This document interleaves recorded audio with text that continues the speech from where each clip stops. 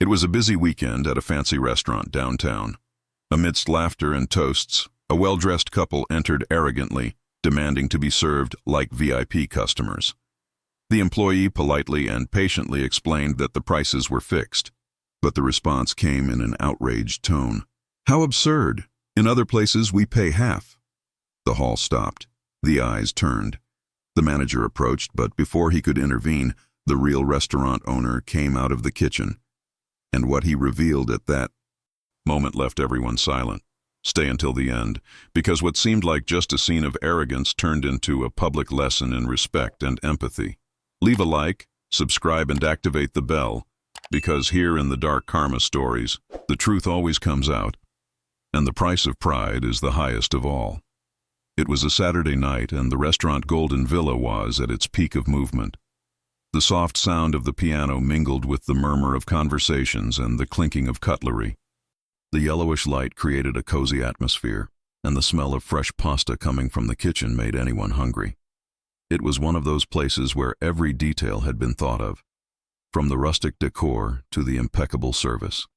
In the midst of this peaceful atmosphere, the glass door opened abruptly. A couple walked in, wearing designer clothes, with firm steps and expressions of people who believed the world owed them something. She, with high heels and an impatient look. He, in an expensive blazer and with the attitude of someone who never hears no. The hostess approached with a professional smile. "Good evening. Welcome to Villa d'Oro. Do you have a reservation?" The man replied without even looking at her. "Reserve? We don't need it. Do you think we're going to wait like the rest of them?" The young woman, embarrassed, maintained her posture. "Sir, we are full at the moment, but I can check if there are any tables available." "Do it quickly, please." The woman interrupted, crossing her arms. "And put us somewhere with room, because I hate people talking loudly around me." The hostess nodded, taking a deep breath, and led the couple to a table near the window. As they settled in, the looks of the nearest customers already betrayed discomfort. It wasn't uncommon to see demanding clients, but there was something different about that couple, a kind of arrogance that dominated the environment. The waitress responsible for that table was Clara, a 26-year-old girl, calm, soft-spoken, and kind-looking. She had been working at Villa d'Oro for just over a year and was one of the most praised by loyal customers. Always attentive, she knew how to deal with all types of people, or at least she thought she did. She approached the table with a professional smile. "Good evening, gentlemen. May I bring the menu?" The woman looked her up and down, assessing her. You can, but first tell me, is the chef here really good, or is it just a pretty name on the menu?" Clara kept her smile. "Chef Alessandro is an award winner, ma'am.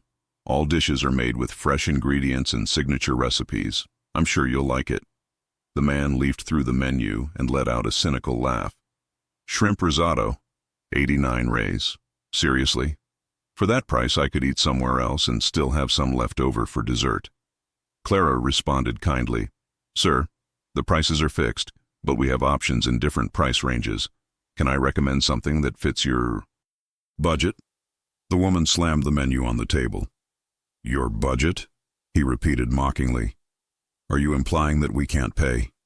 The entire hall seemed to fall silent. Clara was visibly uncomfortable, but she maintained control. "Not at all, ma'am. I just wanted to help you choose what you want." The man gave a sarcastic half-smile.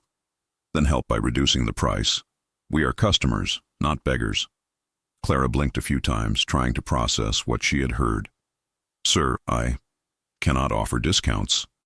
House rules prohibit it." "Then call the manager," he interrupted firmly. "I want to speak to someone with decision-making power." Clara moved away discreetly, her heart racing. He was experienced enough to know when a situation was about to get out of hand. In the kitchen, the chef Alessandro, also the owner of the restaurant, watched from afar. He recognized that type of customer. I knew what they wanted wasn't a discount, it was can. It was the pleasure of humiliating someone just to prove a point. "Did something happen, Clara?" he asked, wiping his hands on his apron. "A couple is demanding a discount and being a little rude." Alessandro took a deep breath. "I'll take care of it. Keep serving the other tables, okay?" She nodded, relieved and tense at the same time. Meanwhile, the couple continued to complain. The woman spoke loudly on purpose. "This is absurd. A restaurant of this level can't treat customers like this." The man gestured. "And then there's this attendant with a saintly face who wants to teach us how to spend our own money." The atmosphere in the hall was heavy. Customers whispered. Some, indignant, asked for the bill and left, not because of the food, but because of the embarrassment. It was at that exact moment that Alexander, the owner and chef, appeared. With a calm posture, serene gaze, and firm voice, he approached the table. "Good evening. I'm Alessandro Costa, chef and owner of Villa d'Oro. I've been told there's a problem." The man leaned back in his chair, arrogant. "No problem. Lack of common sense. Your employee tried to pull the wool over our eyes." "Really?" Alessandro replied calmly. "And how did she do it?" "He said he couldn't give a discount, as if we weren't important customers." "I see," the chef said with a slight smile. "And you think that's disrespectful?" "Of course," the man replied. "Customers deserve special treatment." "I completely agree," Alessandro replied. "And that's why I'm here." He paused. Silence took over the room. "Because before differentiating customers, you need to know who the people you are serving are." The couple's gaze wavered. The entire hall watched. And what Alessandro would say next would completely change the course of that night. The entire restaurant was silent. The customers, previously engrossed in their conversations, were now watching the customer's every move. Chef Alessandro. His posture was serene, but there was something in his gaze that no one dared to challenge. The couple, who until a few seconds ago had been dominating the scene with arrogance, began to feel uncomfortable. Alexander, he calmly rested his hands on the table. "Let me get this straight," he said in a controlled tone. "You demanded a discount because you thought the price was high?" The man straightened his posture, trying to regain control of the situation. "Exactly. I don't see the point in paying this absurd amount. It's cheaper elsewhere." "I understand," Alessandro replied without raising his voice. "But tell me something, sir. When you buy a suit, does the tailor give you a discount because he thinks you deserve more than others?" The man frowned, confused by the analogy. "That's different." "Different in what way?" the chef insisted, looking directly at him. "They both sell something made with dedication, time, and respect. The price is a reflection of the work, not the customer's mood." The woman, impatient, intervened. "Look, we didn't come here to hear a sermon. We just want to be treated with respect." Alessandro raised an eyebrow, keeping his tone calm. "Respect? Curious. Because what I've seen so far has been the opposite." The silence deepened. The customers at the next table glanced at each other discreetly. Even the waiters stopped for a moment, attentive. The chef continued. "When you raised your voices, when you humiliated an employee in public, you thought you were demanding respect. But what you really asked for was can." The woman laughed mockingly. "Power? What a drama." "Yes, power," he replied. "The power to feel greater by humiliating someone who is serving." The man crossed his arms. "Look, we pay a lot. You guys make a living from this. If you don't want demanding customers, close the restaurant." "You're right," Alessandro said, moving slightly closer.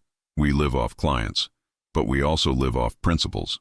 The answer made the hall hold its breath. No one dared to move a muscle. The couple began to sweat. Alessandro then changed his tone. His voice grew softer, but each word carried weight. "I heard you saying that my employee lacks common sense for not giving discounts, that she doesn't know how to treat important clients." He paused. "Well then, do you know who this employee is that you humiliated?" The couple looked at each other, surprised. The woman replied disdainfully, "Who? The owner's daughter by any chance?" "Almost," the chef replied. "She's the daughter of one of the most important women in my life." Confusion took over both of their faces. The silence grew even heavier. Alessandro took a deep breath and continued. "Years ago, when I opened this restaurant, I had nothing. The person who washed the pots and pans here was a lady named Mrs. Celia." He pointed to the kitchen. "A simple woman, who lost her husband early and raised her daughter alone, working late into the night. The woman you offended is this daughter." The couple stood still. The haughty look gave way to an expression of real discomfort. "Clara," Alessandro said, calling the employee. "Can you come here, please?" She approached slowly, embarrassed, not understanding what was about to happen. "This young lady," the chef continued, "started here as an assistant, and today she's one of the most respected people in the house. She was never late, never complained about anything, even when her mother was sick. It was thanks to her and her mother that Villadoro exists as it is today." The man tried to react. "We didn't know that." "Exactly," Alessandro replied. "And that's what makes disrespect even worse. Because true respect doesn't depend on knowing who the person is. It exists because it's right." The woman tried to justify herself. "We just wanted to be well served." "And it was," Alessandro said, looking firmly.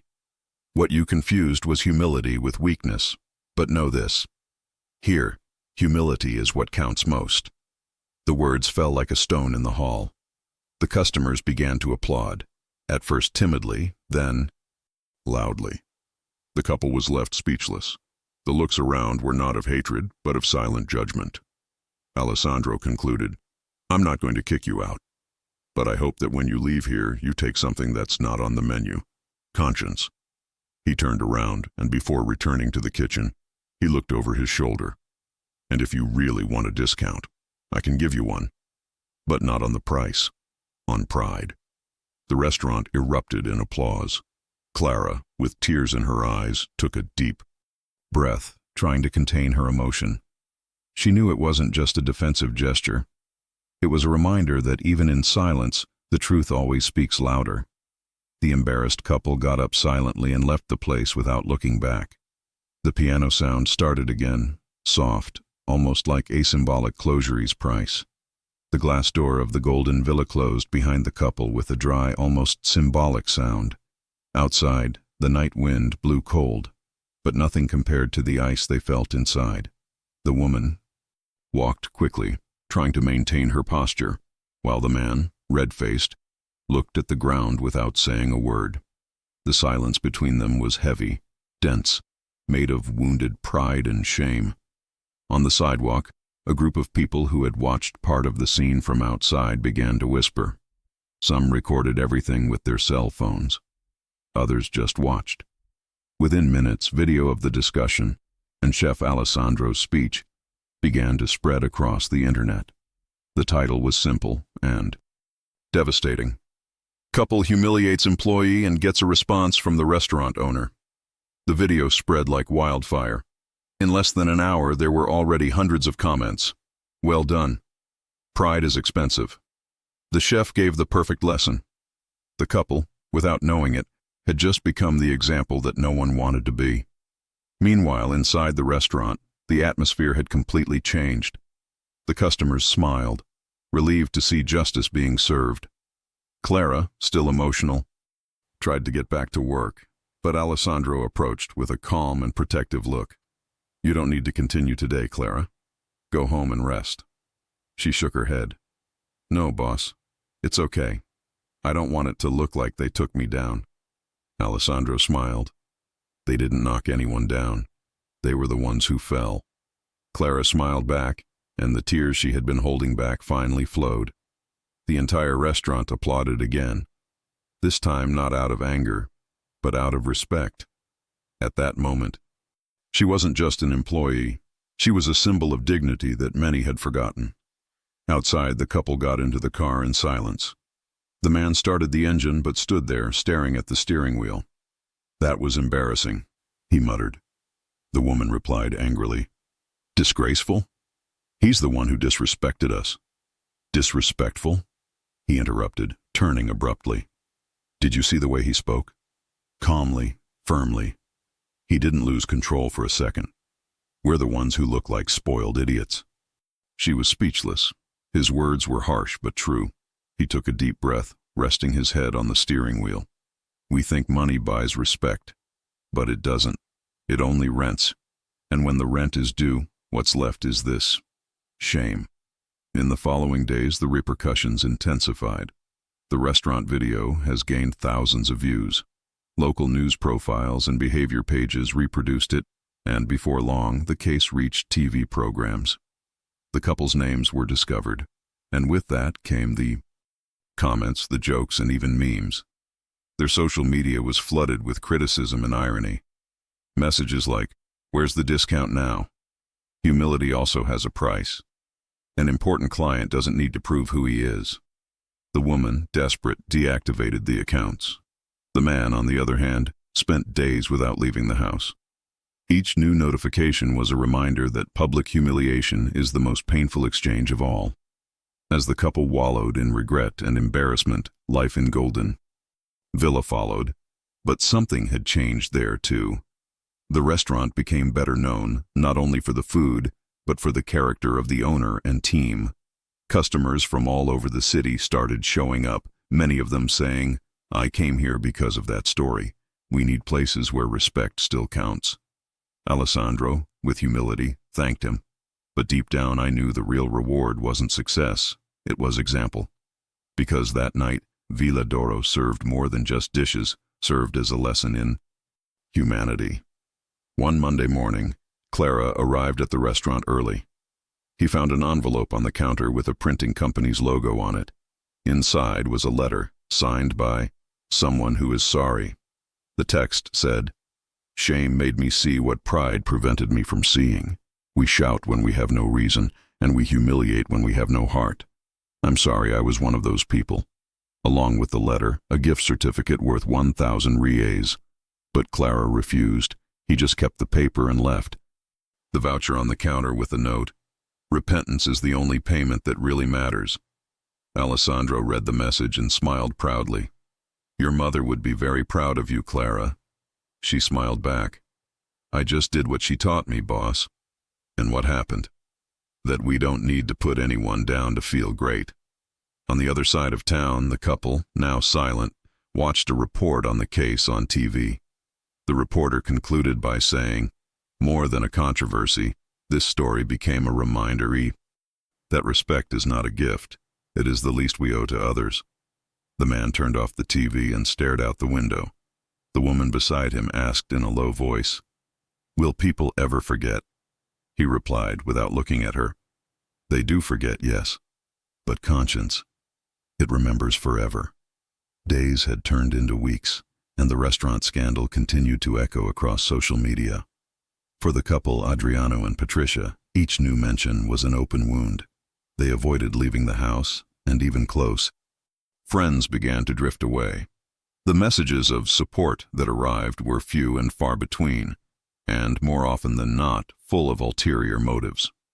The world that once applauded them for their status and appearance now viewed them with contempt. But human beings have a dangerous tendency. When they are wounded by their own pride, they try to heal themselves with even more pride. And that's exactly what Adriano did. "I'm not going to let this story end like this," he said one day, sitting at the dining table with his laptop open. Patricia, with her arms crossed, replied coldly, "And what do you intend to do? Sue the chef?" "No," he replied, staring at the screen with a strange gleam in his eyes. "I'm going to clear our name, show everyone that that man humiliated us." Patricia sighed in disbelief. "Adriano, you don't understand. What he did was elegant. He didn't shout. He didn't offend." "Elegant?" he interrupted, banging on the table. "He exposed us, and now we're the arrogant couple of the year." "Because we were," she replied in a low tone. The silence that followed was heavy. The distant sound of the clock seemed to mark each second of the shame that insisted on not passing. In the following days, Adriano began to plan something. He created fake profiles on social media and began commenting on videos and news about the restaurant, trying to change the narrative. He said the video was manipulated, that the owner had planned everything to promote the place. But the more he tried to distort the truth, the stronger it became. People responded with screenshots, with evidence, with vivid memories of the night of the scandal. And suddenly he realized the internet never forgets, especially when the mistake is public and the regret is feigned. Patricia watched everything in silence. She watched her husband sink into his own resentment, and something inside her began to change. For the first time in years, he began to question what it really meant to have value. One morning, Patricia went out alone. He took the car and drove to the Golden Villa. His heart was beating fast, but there was a different determination on his face. When he arrived, the restaurant was still opening. Clara was at the door, organizing the tables on the terrace. Seeing her, Patricia froze. For a moment, I wanted to go back to the car, but something stronger made her stay. The shame, to blame, and the need to look into the eyes of the one she had hurt. "Good morning," said Patricia, her voice trembling. "You're Clara, right?" Clara watched her for a moment before answering. "Yes, I am. How can I help?" Patricia took a deep breath. "I wanted to apologize." The words came out heavy but true. Clara, surprised, kept her gaze steady. "No need, ma'am. Life has already taken care of providing the answer." "I know," Patricia replied, lowering her eyes, "and that's why I'm here. Because I realize that shame doesn't cure mistakes. Only regret can." For a few seconds, the silence between the two was the only sound present. Clara then smiled, a light and honest smile. "You're brave to come back. Most people pretend nothing happened."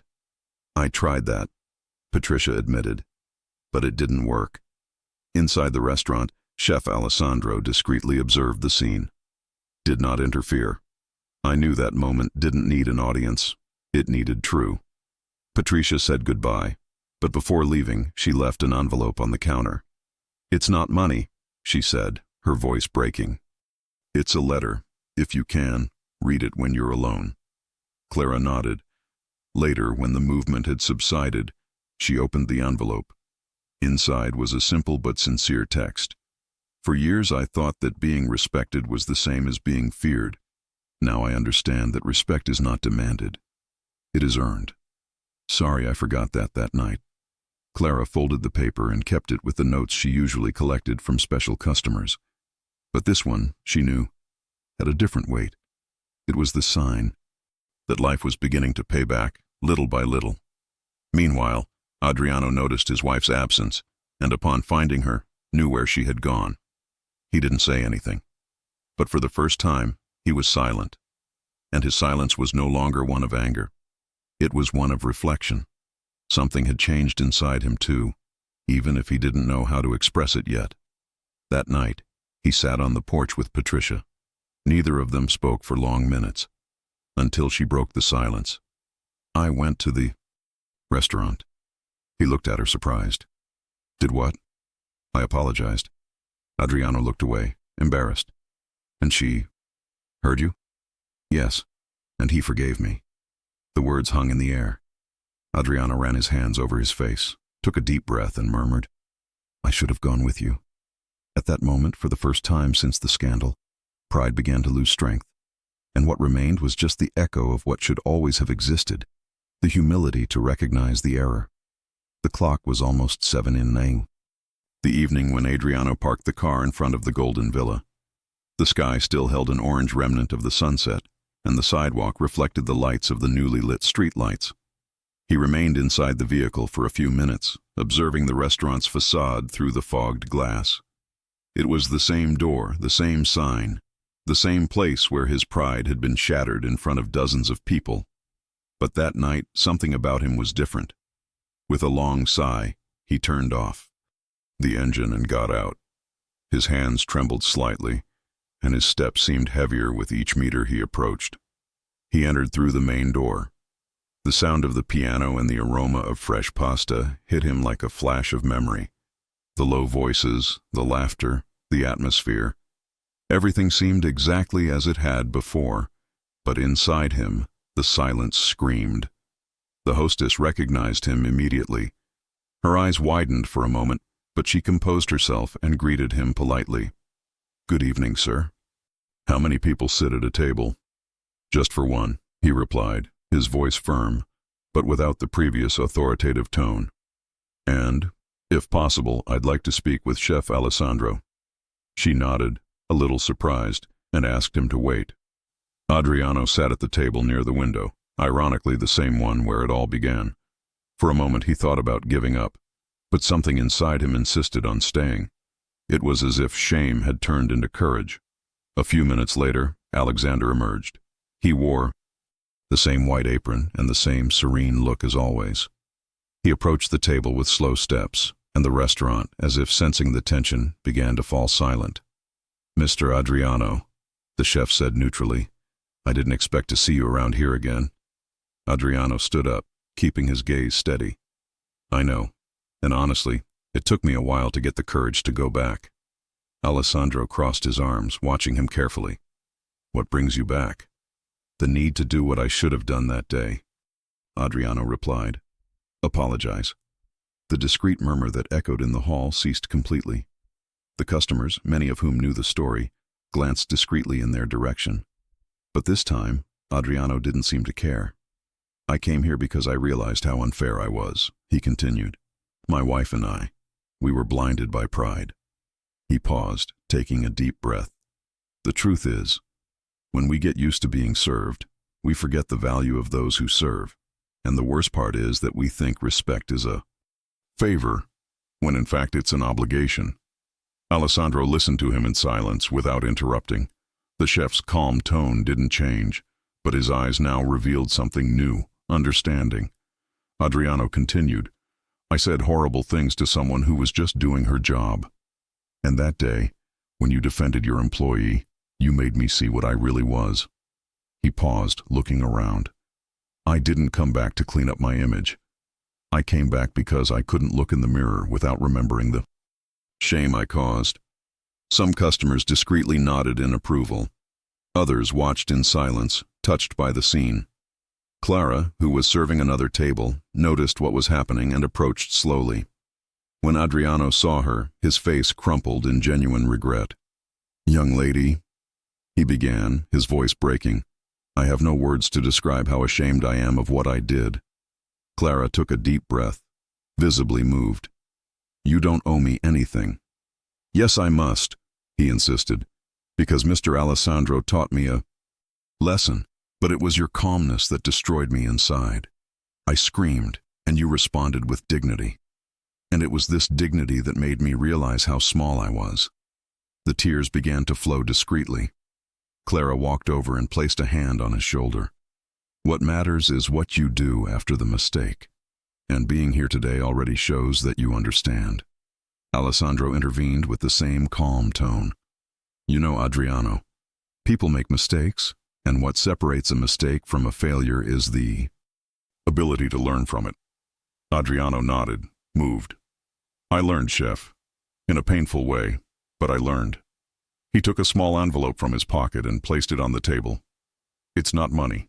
It's a letter just like the one my wife left," he said. "It's for both of you." Alessandro took the envelope but did not open it there. "Thanks." Adriano took a deep breath and added, "And I want to do something more. I know my image and my wife's have been tarnished by this episode, but if I can use this to teach someone something, I want to do it." The chef looked up curiously. "And what exactly do you intend?" "Tell the truth. Make a video, a talk, anything that shows that humiliating someone doesn't make you strong, it makes you small." The restaurant remained silent, and for the first time, the same place that had witnessed a scandal now witnessed redemption. Alessandro approached, extended his hand and said, "Forgiveness doesn't change the past, Adriano, but it can transform what comes next." Adriano shook his hand firmly, moved. "Thank you for not humiliating me back." Clara smiled and added, "When someone chooses to forgive, shame loses its power." Adriano lowered his head, breathing a sigh of relief. At that moment, the weight I had been carrying for weeks finally fell away, and the entire restaurant silently understood. True courage is not in winning an argument, but in admitting when you are wrong. 2 days had passed since the visit of Adriano to the restaurant. That morning, he woke up feeling lighter, with the feeling that the weight of shame had finally been lifted into something new, conscience. But fate, as it always does, had its own plans to amplify the echo of this change. While drinking coffee, Adriano received a message on his cell phone. It was an unknown number, with a link and a short phrase. "Did you see that?" He clicked, curious. The video opened on YouTube. On the screen he saw himself, standing inside the Golden Villa, publicly apologizing to Clara and Chef Alessandro. Someone who was in the restaurant that night had recorded everything. But this time, the video showed neither arrogance nor scandal. Showed humility. Showed redemption. The title said, "Man returns to the restaurant where he humiliated an employee and publicly apologizes." In less than an hour, the video began to spread. Hundreds of comments poured in at a frantic pace. Now that's evolution. He made a mistake, but he had the courage to come back.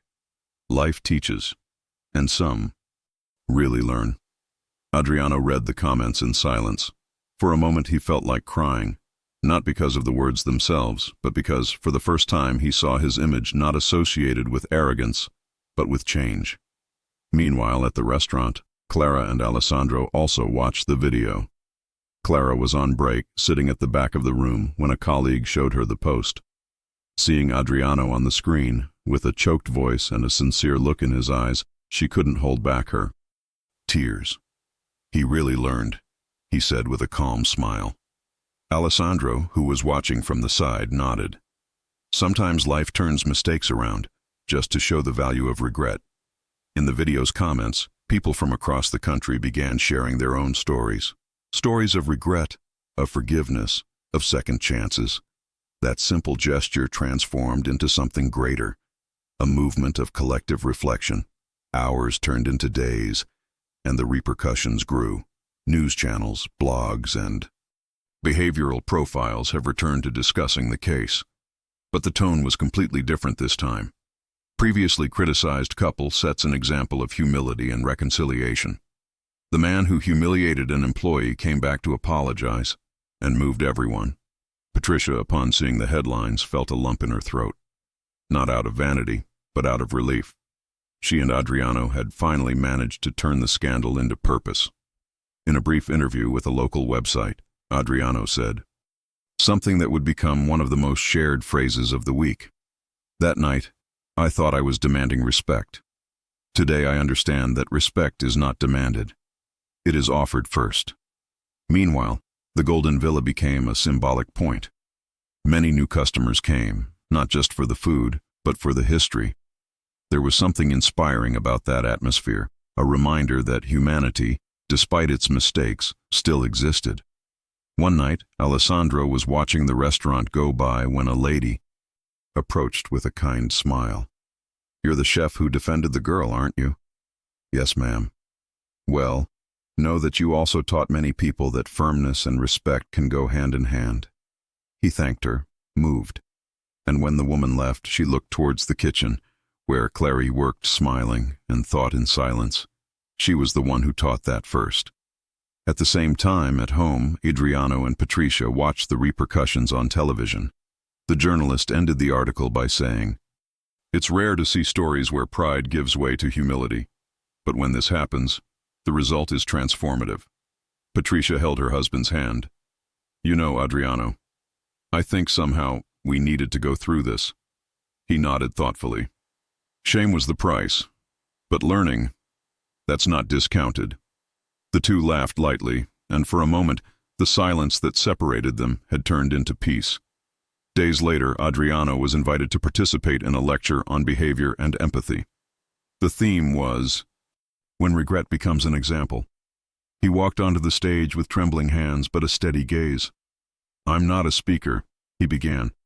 "I'm just someone who learned the hard way that putting others down is like digging your own hole." He paused. "The truth is, respect is the only investment that always returns a profit."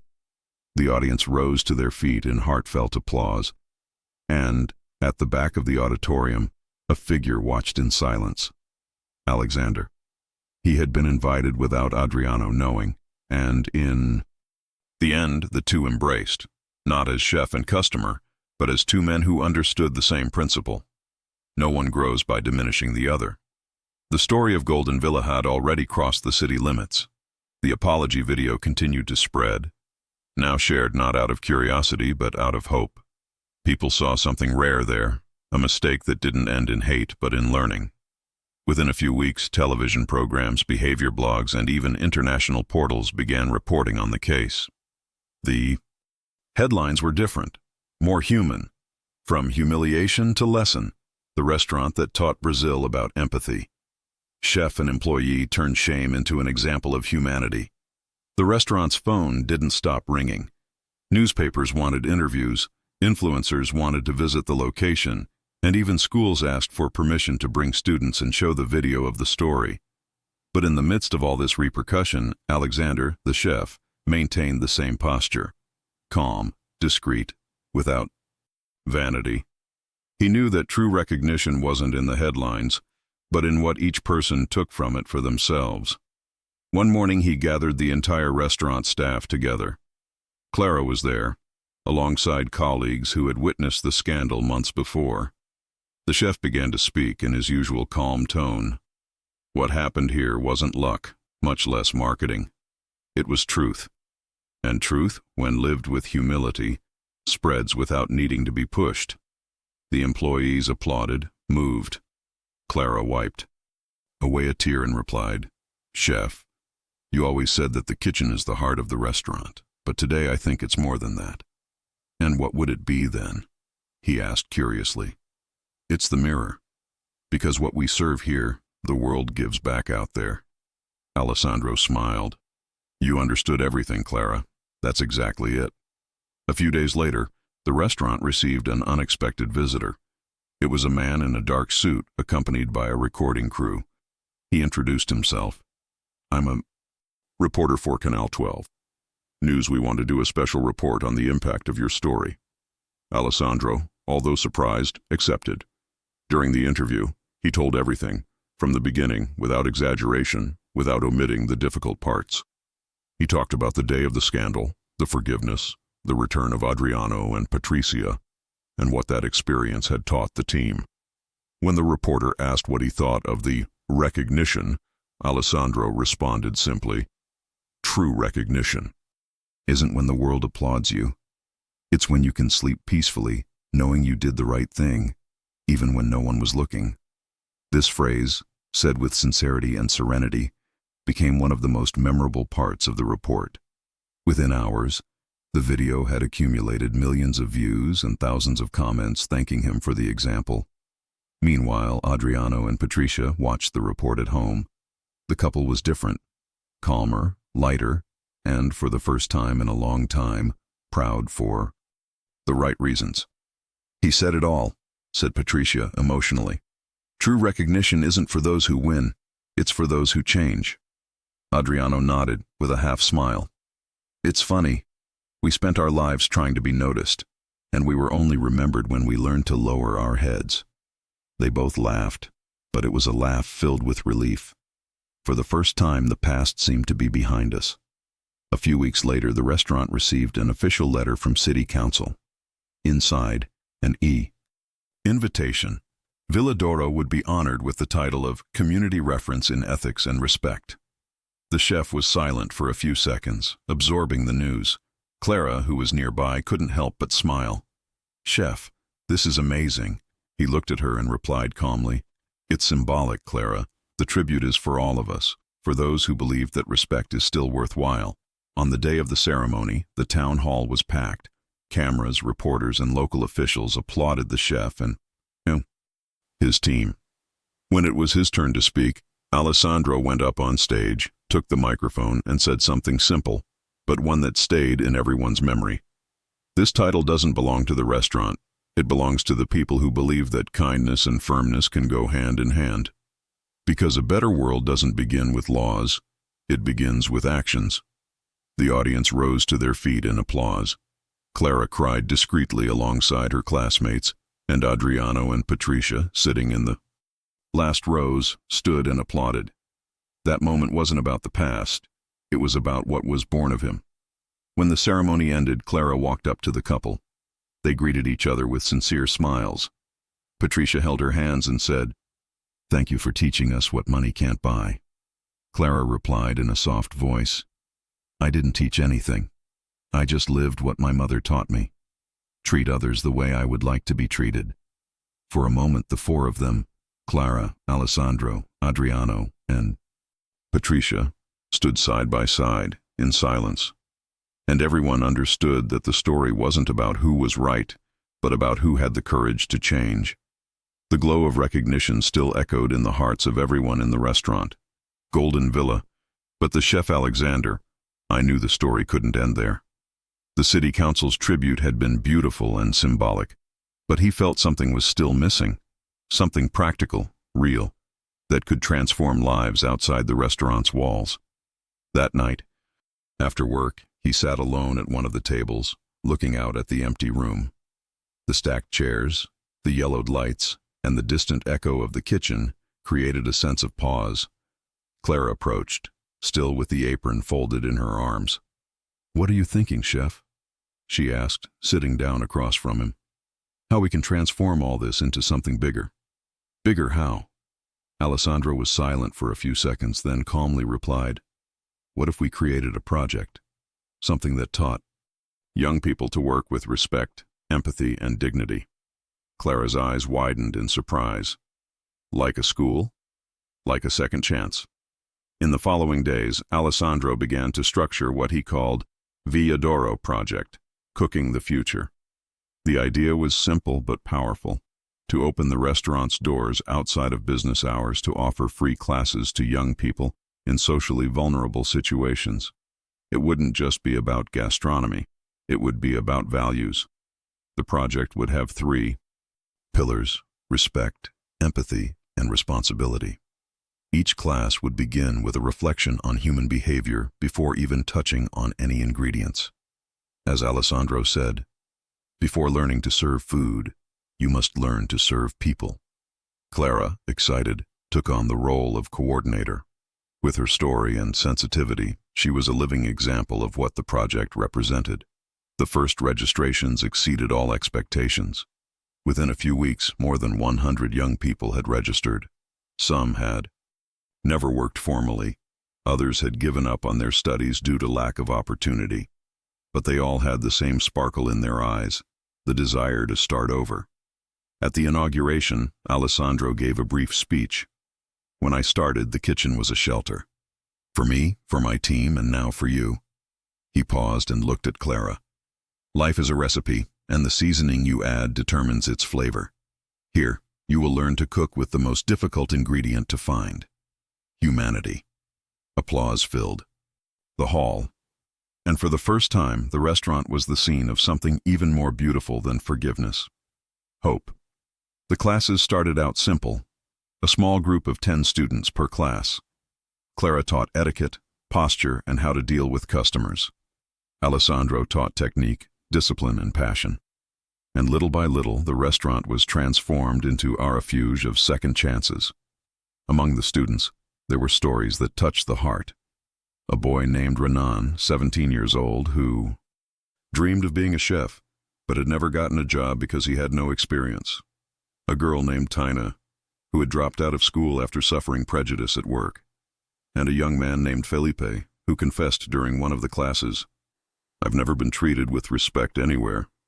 But here it seems like someone believes in me." Clara smiled and replied, "It's because we truly believe. Sometimes all someone needs to change is an opportunity, and a little kindness." As the months went by, the Villa d'Oro project made the news again. But this time, there was no scandal or controversy, just hope. Articles highlighted concrete results: young people who had found jobs, families transformed, lives rescued from abandonment. During an interview, Alessandro said, "I didn't create the project to clean up the past, but to prevent it from happening again. Every student who comes here takes a little of what we learned from pain. That respect is the basis of any success." The reporter smiled and asked, "And what do you feel when you see all this happening?" He thought for a moment and replied, "That forgiveness is the beginning, but love in action is the happy ending." One afternoon, Patricia showed up at the restaurant by surprise. She wanted to see the project in person. Alessandro welcomed her kindly, and Clara, with the same calm smile as always. Seeing the young people learning, Patricia was moved. I never imagined that a mistake could generate something so beautiful. Clara replied, "It's what we call change of life, madam. Sometimes life returns shame in the form of purpose." Patricia smiled with tears in her eyes. In that instant, he understood that their story was no longer about shame. It was about transformation. It was a special night at Golden Villa. The lights were brighter than ever, the aroma of dinner mingled with the soft piano music, and in the center of the room, a banner announced, "First anniversary of the Villa d'Oro project, cooking the future." The restaurant was crowded. Among guests, alumni, and journalists, the atmosphere exuded an energy of gratitude. The young people who had gone through the project served the dishes with pride, their eyes shining at the chance to show what they had learned. And in the middle of it all, Clara walked between the tables, helping, smiling, guiding, with the same calm manner as always, now more confident, more mature. Across the room, Alexander spoke with reporters and business people interested in supporting the expansion of the program. He smiled, but his eyes were searching for something. Or maybe someone. It was then that the restaurant door opened. The bell rang softly, and the murmur of the hall gradually died away. Adriano and Patrícia entered. Both were well-dressed, but with humble expressions, very different from the ones they had on that distant night. Their eyes met, and for a moment, time seemed to stop. Clara was the first to approach. "It's great to see you here," she said, with a sincere smile. Patrícia held her hand gently. "We couldn't miss it. This project is part of our history, too." Clara nodded, excited. "One way or another, we all helped build it." Adriano watched the room, impressed. The tables, the young people serving, the light atmosphere. It was as if he were seeing a better version of the world he once ignored. "I saw it all coming together," he said, his voice breaking, "and yet it feels like the first time." Alessandro approached and greeted the couple. "Welcome to the outcome of what began as a mistake," he said calmly. "And it ended in learning," Patrícia added. When everyone was settled, the lights dimmed, and a large screen came on at the back of the room. A video began to play, showing the project's trajectory from the beginning. The first classes, the students laughing in the kitchen, Clara guiding the group, Alessandro talking about empathy. Among the images, short testimonials from students appeared. "Here I learned that respect is the main ingredient. We don't just cook, we rebuild ourselves. Before, I didn't believe in myself. Now I know I can be someone." When the video ended, the hall erupted in applause. Clara went up on stage next to Alessandro. She was visibly emotional, but firm. "A year ago, this was all just an idea." He paused. "And this idea was born from a moment of pain." He looked discreetly at Adriano and Patrícia. "But pain, when faced with truth, becomes strength." Applause again. The couple, with tears in their eyes, stood up and applauded together. After the event, Alessandro invited the couple to dinner with him and Clara. It was a simple meal, no cameras, no audience, just people chatting like old acquaintances. During dinner, Adriano said, "You know, I thought my life was over that night. But today I understand that was where it really began." Clara smiled. "Sometimes rock bottom is the best place to find new ground." Patrícia agreed. "The mistake brought us closer to what really matters: respect, empathy, and humility." Alessandro raised his wine glass. "Then let's toast to that," he said. "To respect, which nourishes the soul, to humility, which spices up life, and to second chances, which add flavor to destiny."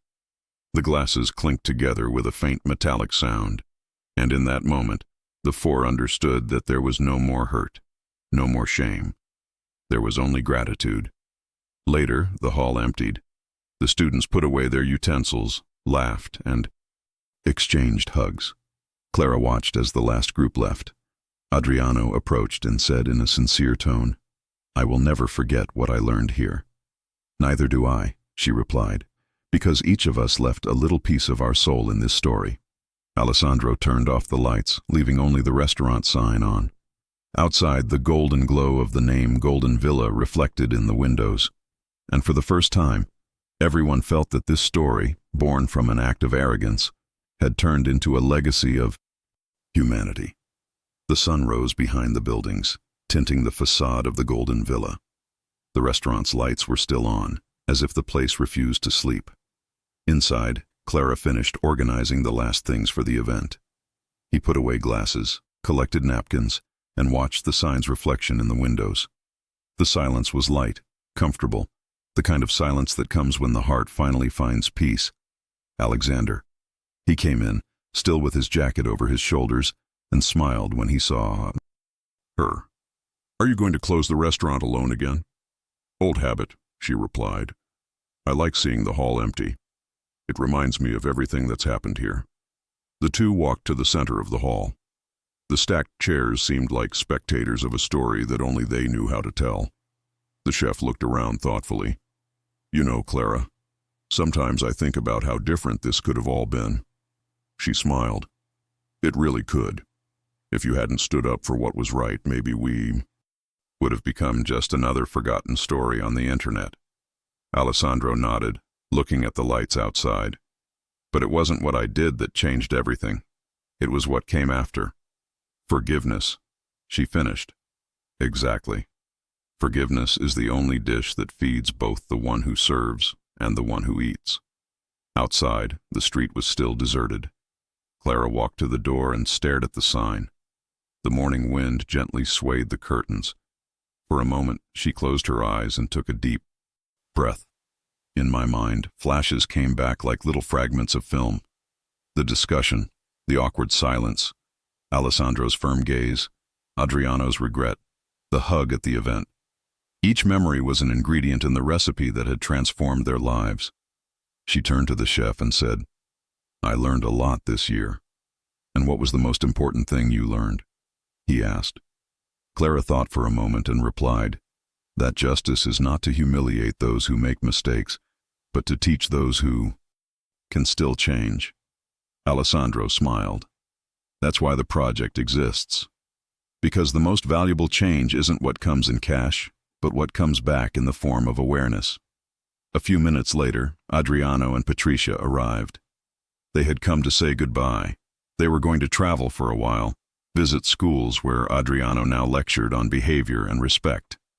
When they entered, Clara and Alessandro welcomed them with sincere hugs. There was no embarrassment, just complicity. Patrícia handed a small, wooden box to Clara. "It's a symbolic gift," she said, smiling. Inside was a small metal keychain shaped like a scale, engraved with the words, "Respect and Humility." Clara held the keychain delicately. "Thank you. I will never forget." Adriano completed, "Neither do we, because it was here that we learned that losing our pride is the first step to gaining peace." They talked for a few more minutes, exchanged goodbyes, and left. The sun was already illuminating the street and the golden hole. Reflection made the restaurant's sign shine brighter than ever. Clara and Alessandro stood side by side at the door, watching the couple walk away. "You know, chef," she said, "sometimes I think the name of the restaurant never made so much sense." "Golden Villa?" She nodded. "House of Gold." He paused and added, "Gold isn't what we earn. It's what we learn." Alessandro smiled. "And that, Clara, is the kind of gold that no one can steal." The two looked at each other for a moment, and the silence became an invisible embrace of gratitude. The restaurant, which had once been a scene of humiliation, was now a symbol of transformation. And outside, the day was breaking, announcing a new beginning, not just for them, but for everyone who crossed those doors. Life always gives back what we give, and the reward for respect is peace of mind. Those who learn to serve with humility discover the value of being human.